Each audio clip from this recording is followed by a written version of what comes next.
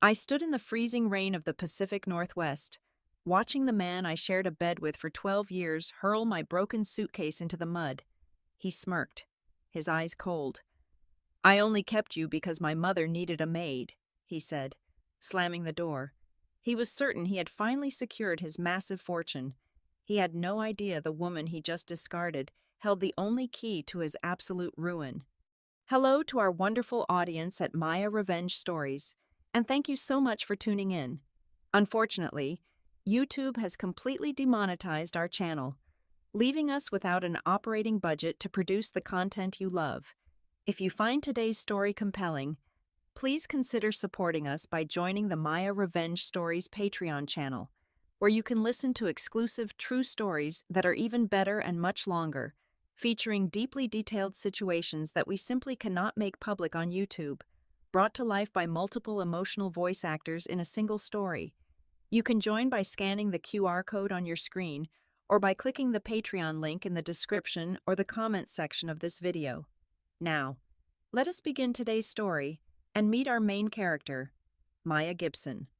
I stood frozen on the concrete steps of our luxurious suburban home in Oak Haven, Washington. I am 38 years old. Yet at that exact moment, my body felt ancient, weighed down by exhaustion and the relentless freezing downpour of a Pacific Northwest night. At my feet lay my favorite leather suitcase, its zipper violently busted open. My modest sweaters, my faded jeans, and my undergarments were scattered across the muddy driveway, soaking up the filthy water. Just 48 hours ago, I was sitting in a sterile, dimly lit hospice room, gently sweeping my thumb over my mother-in-law Margaret's eyelids to close them for the final time. For 4 agonizing years, I had watched amyotrophic lateral sclerosis systematically destroy her. The disease was a cruel thief, locking a brilliant, razor-sharp mind inside a paralyzed, failing body. I was the one who adjusted her pillows, cleaned her sores, and learned to read the subtle movements of her eyes when she lost the ability to speak. My husband, Julian, had always claimed his constant business trips were a necessary sacrifice for our future. Tonight, the grand illusion shattered. He stood in the warm, dry entryway of the house I had turned into a home, stripping away his human disguise to reveal the cold-blooded monster beneath. He stepped forward, kicking one of my wet blouses further into the muddy grass, and delivered the brutal, unvarnished truth about why he had not filed for divorce years ago. "Pick up your pathetic trash and get off my property," Julian sneered, his voice cutting cleanly through the heavy rhythm of the rain. "Did you really think I stayed married to you out of love? Do not flatter yourself. Maya, I only kept you around because my mother needed a maid, and hiring a round-the-clock nurse would have cut into my inheritance. You were a useful tool. But now that the old bat is dead, your shift is permanently over." He leaned against the expensive oak doorframe, crossing his arms, practically vibrating with arrogance. He looked at me not as a wife of 12 years, but as an expired contract he was finally throwing in the shredder.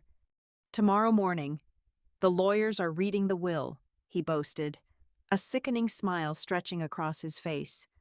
"I am stepping into the CEO office. I will hold 100% of the shares in the medical technology empire my mother built. I will finally have the absolute power and the massive fortune I deserve. And you do not have the legal right to a single cent. You leave with exactly what you brought into this marriage. Nothing." Any other woman might have screamed into the storm. Some would have fallen to their knees on the wet pavement, begging for a sliver of mercy, crying for a place to sleep, or demanding financial recognition for over a decade of blind loyalty. I did none of those things. I did not shed a single tear. The biting wind whipped my wet hair violently across my face as I bent down, silently gathering my ruined clothes and shoving them back into the broken luggage. I reached out and picked up my old, heavy wool coat. As I slipped my freezing, trembling hands into the deep pockets, my fingertips brushed against a small, exceptionally cold piece of metal. It was a silver USB drive. It was the very last object Margaret had desperately pressed into my palm, her frail fingers shaking under the heavy hospital blankets. just moments before she took her final breath. "Good luck in the gutter," Julian laughed. Stepping back inside and slamming the heavy wooden door shut, I heard the deadbolt slide into place with a loud, definitive click. I turned my back on the bright porch lights. I walked for over 3 miles in pitch darkness, the broken wheels of my suitcase dragging and scraping loudly against the wet asphalt, until the flickering neon sign of a rundown highway motel pierced through the fog. I handed a sleepy, indifferent clerk a damp $20 bill and locked myself inside a room that smelled heavily of stale cigarettes and damp mold. I stripped off my soaked coat and sat on the edge of the sagging, stained mattress. I pulled the silver drive from my pocket, the metal warming slightly against my skin. As the fierce rain continued to batter the thin glass window of the cheap room, my physical shivering finally came to a halt. Staring intently at the small device in my palm, my mind began to race. I sat in the deafening silence of that terrible room and slowly began to piece together the bizarre, meticulously planned sequence of events that had quietly unfolded right under my nose over the past 4 years. 4 years ago, my life was defined by the sharp, predictable, and comforting rhythm of data. I was a senior data analyst at NovaCore Analytics, a role I loved with every fiber of my being. I spent my long days building complex predictive models, finding beautiful, logical patterns in a chaotic world.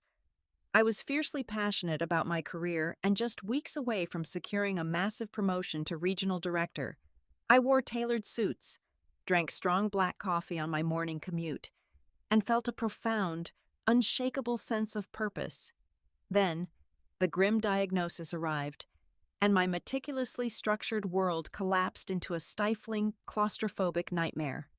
When the doctors delivered the fatal verdict of amyotrophic lateral sclerosis for Margaret, Julian did not grieve. Instead, he immediately calculated the inconvenience to his own life. He cornered me in our pristine kitchen one evening, using that gentle, persuasive tone he always reserved for closing difficult corporate deals. "Maya, darling, you know the board of directors is watching my every move right now," he whispered, wrapping his arms around my waist and pressing a soft, manipulative kiss to my forehead. "If I step back to handle this, they will eat me alive, and our future will be ruined. My mother needs family, not some cold, clinical stranger rolling her over every 2 hours. You have such a gentle touch. She trusts you completely. Please, just take a temporary leave. 6 months, at most. Just until we stabilize things and find a permanent solution." 6 months turned into 4 years. A temporary leave quietly mutated into a permanent resignation letter. He used my deep empathy as a weapon against me, slowly tightening the invisible cage until I was entirely trapped. My vibrant, fast-paced career was abruptly replaced by the relentless, mechanical hissing of a medical ventilator. I traded my complex spreadsheets for syringes, adult diapers, and feeding tubes. I learned how to carefully puree meals into a smooth, liquid paste, feeding her one agonizingly slow spoonful at a time, terrified she might choke on the smallest lump. When the cruel disease finally stole her vocal cords, leaving her trapped in a silent void, I was the only person in the house willing to sit with her for hours. We used a simple, laminated alphabet board. I would point to the letters, one by one, watching for the subtle, desperate twitch of her eyes to spell out words. It often took 20 exhausting minutes just for her to tell me her shoulder ached. Julian never had the patience for it. He would stand awkwardly in the doorway for 5 minutes, check his luxury watch, and invent an emergency excuse to flee the suffocating reality of the sick room. As my world shrank to the suffocating perimeter of a single bedroom, Julian's world expanded exponentially. He was promoted to vice president, then chief operating officer. His excuses for vanishing overnight became more elaborate and frequent. An overnight strategy session in San Francisco, a weekend networking retreat in New York, a sudden supply chain crisis requiring his immediate personal presence. At first, I believed his lies. But a woman confined to a house 24 hours a day has nothing but time to notice the tiny, devastating details. It started with the laundry. I unpacked his suitcase after a 3-day trip and caught a heavy, lingering scent of expensive jasmine and vanilla clinging to his dress shirts. I have only ever worn lavender. Then came the credit card statements. He was usually careful, but one afternoon, a thick envelope arrived in the mail from a secondary platinum account he thought he had successfully hidden. I ripped it open and stared at the staggering numbers printed in crisp black ink. $2,500 at a five-star mountain resort in Aspen. $800 for a private dinner at an exclusive French restaurant downtown. It did not take long to put a face to the jasmine perfume. Her name was Serena. She was the newly appointed marketing director at his firm. She was 28 years old, ruthlessly ambitious, and effortlessly glamorous. Late at night, while Margaret slept beside the humming medical machines, I sat in the dark and scrolled through social media. I found the glossy, high-definition photographs from the company's annual charity gala. Julian was standing in the center of the grand ballroom, his hand resting intimately on the small of Serena's back. She was wearing a stunning silk designer gown, smiling radiantly at the camera, completely occupying the physical and social space that rightfully belonged to me. He was introducing her to wealthy investors, board members, and local politicians. He had completely erased his devoted, exhausted wife from his public existence, brazenly parading his beautiful young mistress in plain sight. The betrayal felt like a physical blow to my chest, stealing the breath from my lungs. Every instinct inside me screamed to print those photographs, march into his corner office, throw the undeniable evidence in his arrogant face, and demand a brutal divorce. I wanted to burn his carefully constructed, perfect life to the ground. But then, I would walk back into that sterile, dimly lit bedroom and look at Margaret. She lay there, entirely helpless, her bright, intelligent eyes following my every move with quiet desperation. If I left, Julian would not step up to take care of her. He would hire a cheap rotation of apathetic nurses who would do the bare minimum, leaving her to stare at a blank wall in absolute isolation, suffocating slowly in her own failing body. I could not abandon her to that hell. So, I made the most excruciating choice of my entire life. I swallowed my pride. I buried the choking, acidic anger deep inside my chest. I forced a smile when Julian kissed my cheek on his way out the door to sleep with his mistress, and I returned to the bedside. I willingly traded my bright future, my self-respect, and my freedom to protect a dying woman from the terrifying loneliness of her final days. Julian assumed that because his mother's muscles had withered away, her mind had deteriorated into useless mush. He was disastrously wrong. Margaret was the founder of a massive medical technology empire, a ruthless and brilliant innovator who had built a corporate titan from the ground up. Her body was failing rapidly, but her intellect remained as sharp and lethal as a surgical scalpel. She saw everything. She noticed the lingering perfume on her son, the rushed 5-minute visits, and the dismissive, condescending tone he used when he spoke about her condition to the doctors. She recognized the hostile takeover happening in her own home, but a genius trapped in a paralyzed shell needed an operative on the outside. She chose me.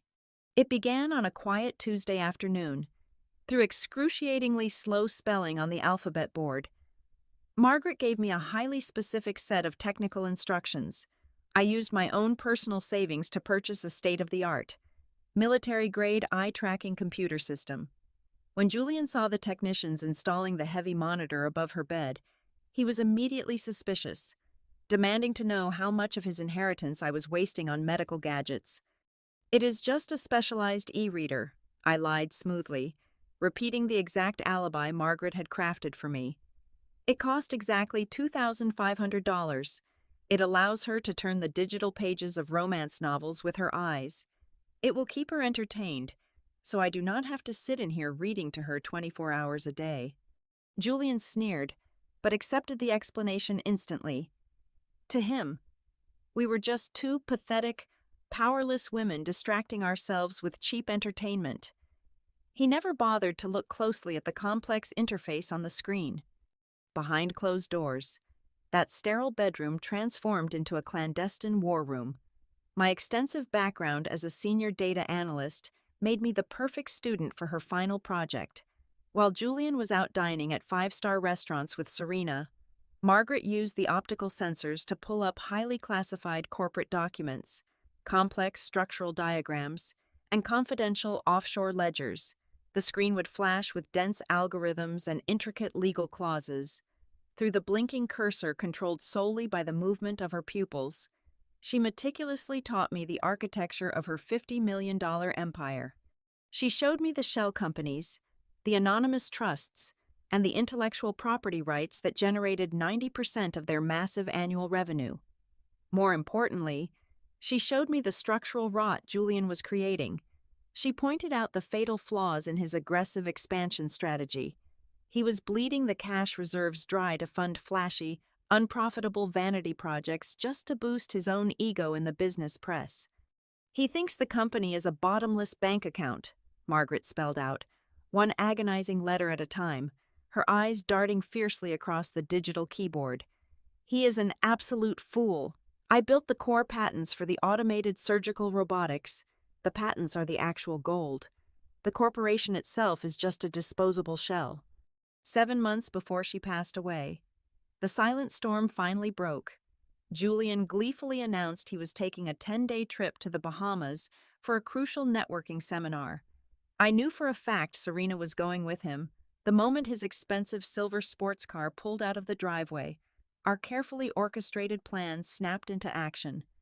Per Margaret's exact instructions, I had contacted a highly specialized, independent corporate attorney based in Oregon, entirely outside of Julian's sphere of influence in Washington state. The lawyer arrived at our house under the cover of night, bringing a portable notary kit, a high-definition video camera, and a stack of heavily encrypted digital contracts. For 3 intense hours, the lawyer stood by the bed, reading every single clause aloud in a clear, measured voice. Margaret used the eye-tracking software to digitally authorize a series of unprecedented, covert financial maneuvers. She was systematically restructuring the entire foundation of the company right out from under her son. I sat in the corner, my heart pounding violently against my ribs, witnessing a terrifying masterclass in corporate warfare.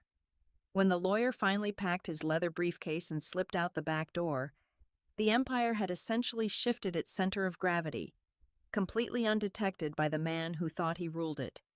Julian's unbridled arrogance eventually provided the final, fatal weapon we needed. Drunk on his own perceived invincibility, he began treating his paralyzed mother as a mere rubber stamp for his disastrous financial decisions. He would bring home high-risk venture capital loan agreements, contracts that required her physical sign-off because she technically still held the supreme title of chairwoman of the board. He would stride into her room late at night, reeking of gin and Serena's sickeningly sweet perfume.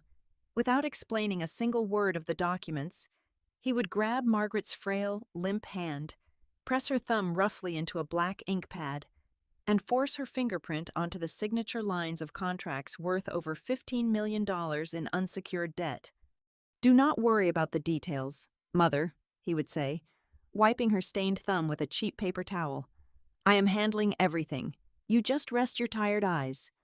He was completely oblivious to the small, blinking red light on the bezel of the eye-tracking monitor. Margaret had instructed me to activate the recording software every single time she heard his heavy footsteps in the hallway. The wide-angle camera silently captured every forced fingerprint, every arrogant admission, and the clear, undeniable physical coercion. He was actively forging the heavy chains of his own destruction, and we were quietly collecting the keys. The climax of our silent rebellion arrived on her final night in the sterile hospital room. The steady, rhythmic beeping of the heart monitor was slowing down to a terrifying crawl. The air was thick with the inevitable scent of death. Julian was, predictably, not there. He claimed he could not bear the emotional toll of watching her die, leaving me entirely alone in the dim light to watch her fade away.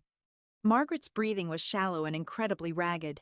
She could no longer use the computer screen, but her eyes, those brilliant, piercing brown eyes, found mine in the semi-darkness. She blinked twice, rapidly, then stared deliberately at the lower left corner of her hospital mattress. She repeated the exact motion. Blink, blink, stare. My hands shook violently as I reached under the heavy, sterile sheets, sliding my fingers along the cold plastic frame of the bed until I felt a small, hard object taped securely to the underside. I peeled it off. It was a cold silver metal USB drive. I held it up so she could see it clearly.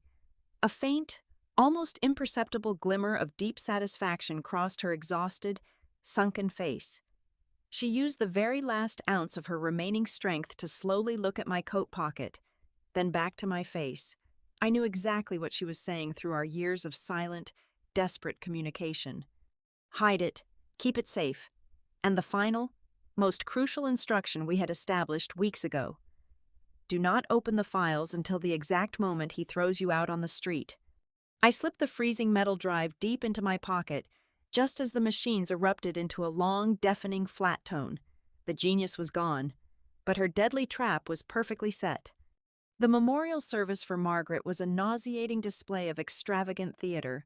Julian spared no expense, transforming the sprawling country club into a high-society networking event draped in heavy black velvet.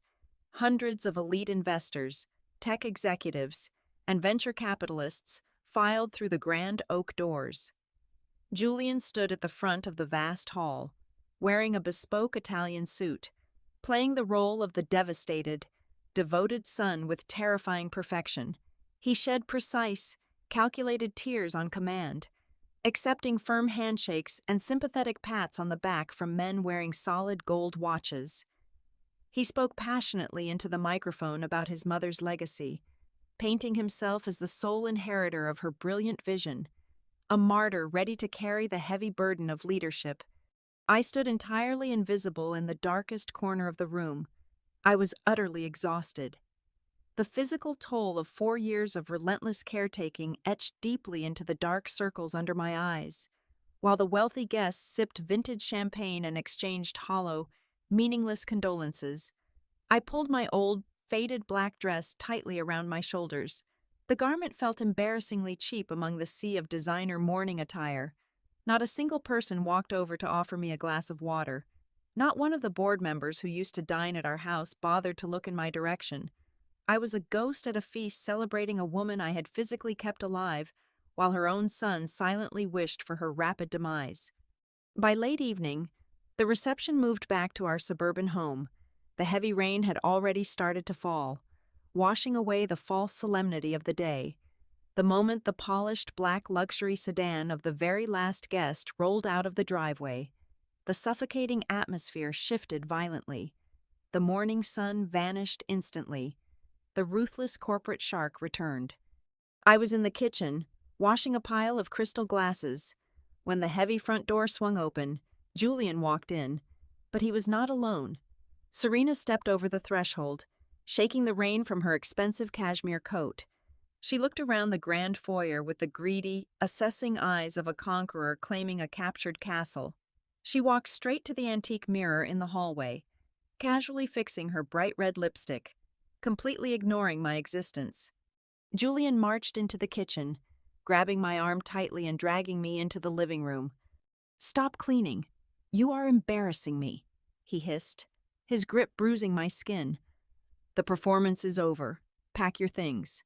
Serena sauntered over, wrapping her arms around his waist and resting her chin on his shoulder. She looked at me with a mixture of pity and absolute disgust. "Did you honestly think you were going to stay here?" Julian laughed, a cruel, echoing sound that bounced off the high vaulted ceiling. "Serena is moving in tonight. This house belongs to the future of the company, not the past. I want you out before midnight." I stood my ground, my hands trembling slightly by my sides. I looked at the man I had married, searching for a single shred of humanity, but found nothing but a hollow void of greed. "I am legally your wife," I said, my voice steady despite the absolute chaos in my chest. "Half of this estate, and the settlement, belongs to me." Julian dropped his arms, stepping dangerously close to my face. The sheer malice in his dark eyes was blinding. "Listen to me very carefully," he snarled, his hot breath hitting my cheek. "If you try to hire some pathetic, discount lawyer to fight me for a divorce settlement, I will completely destroy you. I have the best legal team in the state on retainer. I will drag your name through the mud. I will tell the judge you were criminally negligent with my mother's medical care. I will make sure you spend the next 10 years drowning in legal fees until you are living in a cardboard box under a bridge. Take your cheap clothes and walk out that door right now, or I will have private security throw you onto the pavement." Serena let out a soft, mocking giggle, turning her back to pour herself a glass of 50-year-old scotch from Margaret's private cabinet.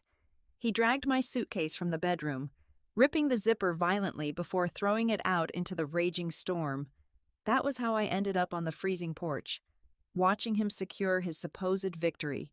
Now, I sat shivering on the edge of the sagging bed in the highway motel. The deafening rain continued to pound against the thin window pane, but the biting cold no longer bothered me. I reached into my damp bag and pulled out my battered, 5-year-old laptop. The battery barely held a charge, but it was enough.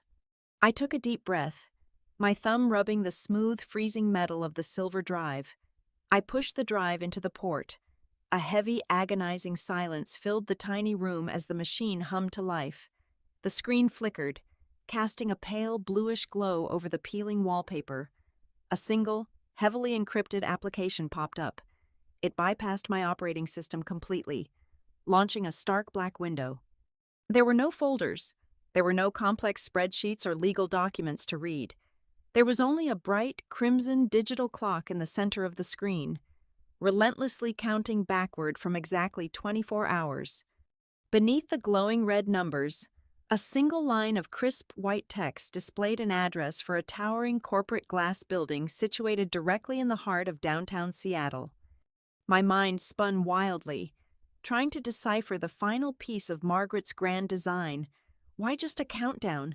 Why that specific building before I could process the gravity of the cryptic message? My cell phone, sitting on the chipped wooden nightstand, violently vibrated against the silence.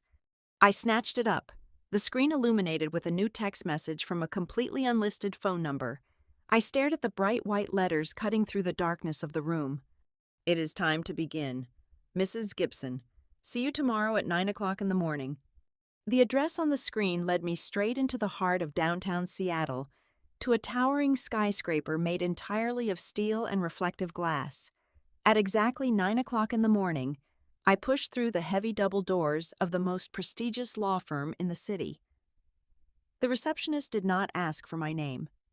She simply nodded and escorted me down a long, silent hallway lined with modern art, stopping in front of a massive glass-walled conference room.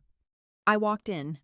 Julian was sitting at the head of a polished mahogany table, looking like a king waiting for his royal crown. He wore a crisp navy suit, his posture radiating absolute entitlement. Serena sat right next to him, her legs crossed, casually sipping an espresso from a delicate porcelain cup. When the heavy glass door clicked shut behind me, Julian snapped his head up. His arrogant smirk instantly morphed into a scowl of pure irritation. "What on earth are you doing here?" Julian barked, slamming his silver pen onto the table. "I told you last night you get absolutely nothing. Did you really think following me to the reading of the will would magically change the law? Security should have thrown you out of the lobby." "She is here because I explicitly requested her presence, Mr. Gibson." A calm, authoritative voice echoed from the doorway. We all turned. A tall, gray-haired man in a sharp suit walked into the room, carrying a thick leather briefcase. My breath caught in my throat. It was him. It was the independent attorney from Oregon. The exact same man who had sneaked into our house while Julian was vacationing in the Bahamas. Julian furrowed his brow, deeply confused. "Who the hell are you? Where is my corporate legal team? Where is Arthur?" "Arthur and your corporate team have been legally dismissed from handling your mother's estate," the lawyer stated smoothly, taking a seat directly across from Julian and setting his briefcase on the table. "My name is David Vance. Margaret appointed me as the sole independent executor of her final will and testament. We have a considerable amount of ground to cover, so I suggest you sit down and listen very carefully." Julian scoffed, leaning back in his expensive leather chair, trying to regain his dominant posture. Fine, let us get this over with. Read the paper so I can get back to running my empire. Mr. Vance opened a thick folder, adjusted his glasses, and began to read. He confirmed the standard legalities, the passing of the title, and then he delivered the line Julian had been waiting for. To my son, Julian, I leave my entire stake in the original Medical Technology Corporation, granting him the title of Chief Executive Officer and full executive control. Julian threw his hands up in a mocking gesture of victory, shooting me a triumphant, venomous glare. Did you hear that? Maya full control? Now get out. I am not finished. Mr. Gibson, Mr. Vance interrupted, his voice dropping to a temperature that felt like absolute zero. You inherit the corporation, yes, but you inherit an entirely empty shell. Julian froze. Serena slowly lowered her espresso cup, her perfectly painted lips parting in confusion. Excuse me, what do you mean? An empty shell? Julian demanded, his voice cracking slightly. Over the past 2 years, Mr. Vance explained, sliding a stack of stamped, heavily notarized documents across the mahogany surface. Your mother engaged in a series of perfectly legal, highly complex financial restructurings. She systematically transferred every single core technological patent, every exclusive licensing agreement, and the entirety of the automated surgical robotics intellectual property out of the original corporation. Transferred where? Julian shouted, slamming his fists onto the table. Those patents generate 90% of our annual revenue. Where did she put them? Mr. Vance did not flinch. He looked directly at me. She transferred them to a newly formed private holding company, a company in which Maya Gibson is the sole registered proprietor, holding 100% of the shares. Your mother's original corporation no longer owns the technology. Maya does. The color drained completely from Julian's face. He looked like a man who had just stepped off a cliff in the dark. He opened his mouth, but no sound came out. He stared at me, his eyes wide with a mixture of terror and absolute disbelief. The disposable maid he had thrown out into the rain was now the supreme owner of his entire livelihood. This is fraud, Julian finally screamed, a vein bulging violently in his neck. She was sick. She was not in her right mind. I will sue you. I will tie this up in court for the next 10 years. You will not have 10 years, Mr. Gibson. You barely have 10 minutes. Mr. Vance replied, his tone razor-sharp, which brings us to the final, and most pressing, matter, the venture capital loans. The lawyer pulled out another thick stack of papers, even from across the large room. I recognized the heavy black ink. They were the high-risk investment contracts Julian had drunkenly forced his mother to sign with her inked thumbprint. You brought these highly leveraged contracts to your mother. Mr. Vance continued, holding up the first page for Julian to see. You needed her signature to secure $15 million in rapid funding. What you failed to realize, because you never actually read the fine print of the updated corporate bylaws we covertly instituted, was a specific liability clause your mother cleverly embedded months prior. Julian was physically shaking now. What clause? He whispered, his arrogance entirely shattered. A personal guarantor clause, Mr. Vance stated, delivering the final, fatal blow. It explicitly dictates that if the corporation ever loses possession of its core patents, the corporate veil is immediately pierced, and the debt defaults directly to the personal liability of the acting executive officer, you. Silence crashed down upon the glass room. It was absolute, suffocating, and magnificent. Because the original company cannot generate revenue without the patents, it is effectively bankrupt as of this morning, Mr. Vance concluded, closing his folder with a sharp, echoing snap. The banks have already been notified of the default. You currently owe a personal debt of $15 million. The lenders are already moving to seize all of your assets to cover the massive deficit. Your personal bank accounts have been frozen. The estate in Oakhaven will be foreclosed upon by the end of the week. You have absolutely nothing left. The brutal, immaculate logic of Margaret's trap was a masterpiece. She had used his own blinding greed, his own forged signatures, and his own reckless borrowing to build his gallows. He had tied the heavy rope around his own neck, and she had simply removed the floor. I watched the realization hit him with the force of a freight train.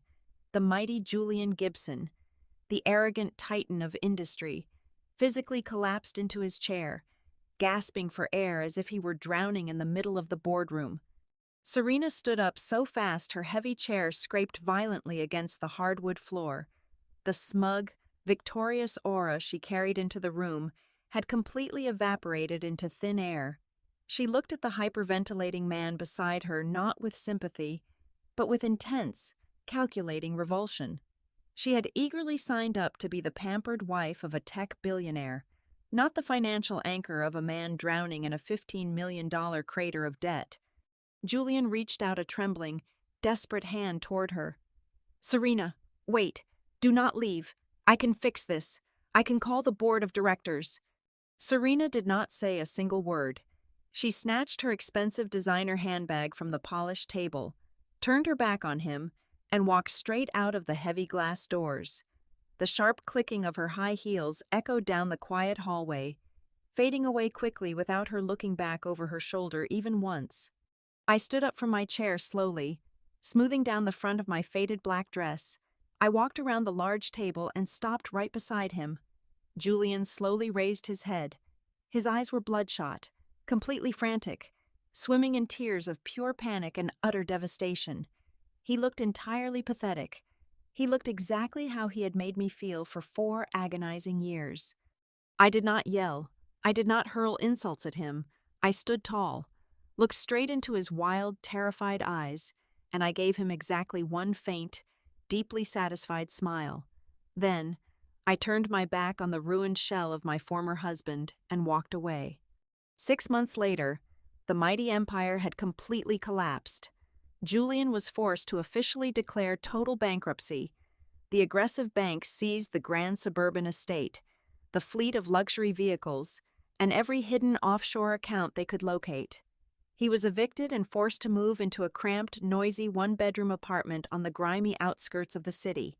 He now spends his days drowning his monumental failure in cheap liquor, entirely shunned by the elite business community that once worshipped him. His name became a cautionary tale of blinding greed, and Serena, predictably, blocked his number the very day his bank accounts hit zero. Meanwhile, I took the holding company and its immensely valuable patents and completely restructured it.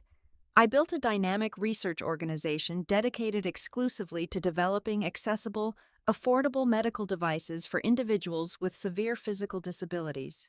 I leased an expansive, beautiful top-floor office in the exact same downtown building where I had worked as a data analyst 4 years ago. I threw away the faded morning clothes and invested in sharp, elegant suits that made me feel invincible. The dark circles faded from under my eyes, replaced by the radiant, unshakable confidence of a woman who finally owned her destiny. I even crossed paths with my former executive director from Novacore Analytics in the lobby one afternoon. He was so impressed by my new venture that we are currently negotiating a highly lucrative data integration partnership. Tonight was a massive triumph. We just hosted the launch gala for the Margaret Foundation, a charitable fund dedicated to supporting low-income families battling degenerative diseases. After the very last guest departed, I returned to the quiet sanctuary of my new corner office. I sat down and plugged the cold silver USB drive into my sleek new monitor.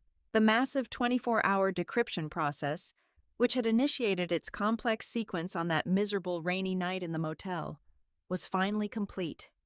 A single video file sat alone on the screen. I clicked play. Margaret appeared. The footage was secretly recorded months before the terrible disease stole her vocal cords entirely. She sat in her mechanized wheelchair in the corner of her bedroom, looking straight into the hidden lens. Her brilliant brown eyes were filled with heavy, unshed tears. "I am so incredibly sorry for making you endure my absolute garbage of a son for as long as you did." She spoke, her voice raspy and exhausted, yet fierce with determination. I knew his bottomless greed would eventually consume him, but I needed him to fully reveal his true, monstrous nature on his own. It was the only way to ensure I could protect you legally in court. If I had simply willed you the money, he would have hired sharks and tied you up in vicious, never-ending litigation for the rest of your life. I had to let him hang himself with his own arrogance to guarantee your absolute freedom. She leaned slightly forward toward the camera, her sharp expression softening into a look of profound, unconditional warmth. All of those complicated financial traps were never really about punishing him. Maya, it was always about protecting you. You were the only person who stayed. You held my hand through the darkest, most terrifying days of my existence. You are my true daughter. Please, go live the brilliant, beautiful life you sacrificed for me. The screen faded to a quiet, peaceful black. I stood up from my heavy mahogany desk and walked slowly toward the towering floor-to-ceiling glass windows. Outside, a gentle, steady rain was washing over the glittering night skyline of Seattle. I pressed my palm against the cool glass and smiled, a deep, profound sense of relief settling permanently into my bones. I knew, looking out over the city I had conquered, that I had never truly been abandoned. Thank you so much, our wonderful listeners, for joining me on this incredible journey today. Where in the world are you listening to this story from? Please let us know down in the comments. I would love to read them. If you found today's story empowering and satisfying, please help us keep the channel alive by joining the Maya Revenge Stories Patreon. There, you can listen to our absolute best, exclusive true stories that we simply cannot make public on YouTube due to their intense details. You can join right now by scanning the QR code on your screen, or by using the Patreon link provided in the description box and the pinned comment below. Thank you again for your amazing support, and have a beautiful day.